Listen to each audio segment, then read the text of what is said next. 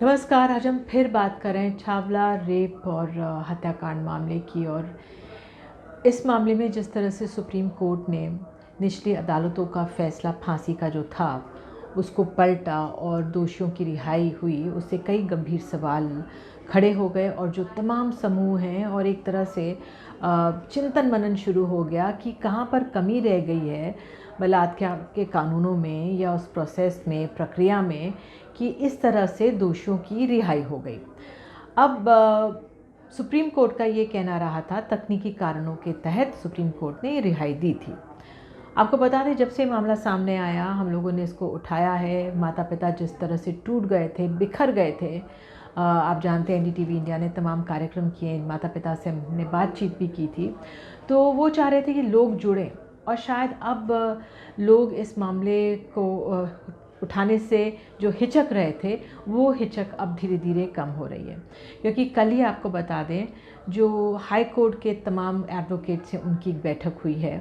साथ ही कई गढ़वाल समूह जो हैं उनकी बैठक हुई। ये लड़की उत्तराखंड से आती थी, तो यहाँ से जो संगठन है वो जुड़े हैं और सब इस पर विचार कर रहे हैं किस तरह से इस लड़की को और इस परिवार को न्याय मिले। ये परिवार आपको बता दें बहुत ही गरीब तबके से आता है और इतने सालों से जो तमाम अदालतों में ये लोग गए हैं जिरह के लिए, आप समझ सकते हैं किस तरह की इनकी माली हालत होगी और साथ ही मनोबल किस तरह से टूटा होगा।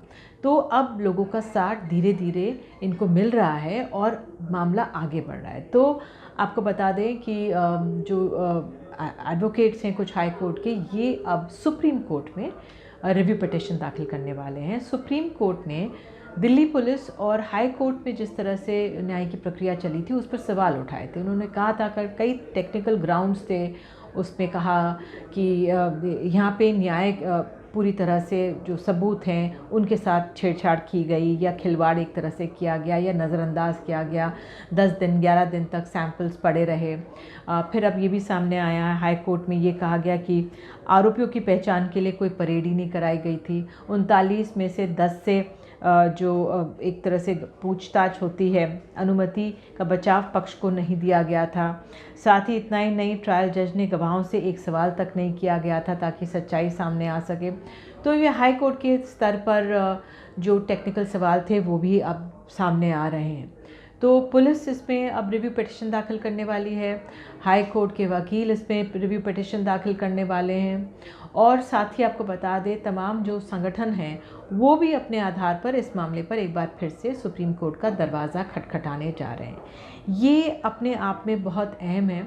आपको बता दें, उत्तराखंड के मुख्यमंत्री जो हैं पुष्कर धामी, उन्होंने हमारे देश के कानून मंत्री जो हैं किरण रिजिजू, उनसे बात की है और कहा है, उसके बाद बातचीत के बाद पुष्कर धामी ने ये कहा कि जो देश की बेटी है उसको न्याय मिलेगा। मुख्यमंत्री ने जो इस पीड़ित लड़की, जो लड़की रही नहीं, इनके वकील से भी बात की है। तो अपने आप में हम देख सकते हैं कि जब हमारे समाज के वरिष्ठ लोग या आला दर्जे के लोग इस मामले का संज्ञान ले लेते हैं तो फिर थोड़ी सक्रियता बढ़ जाती है, जो पूरा हमारा जो सिस्टम है उसमें थोड़ी सी ऊर्जा आ जाती है और न्याय की उम्मीद ऐसे मामलों में बढ़ जाती है। नमस्कार।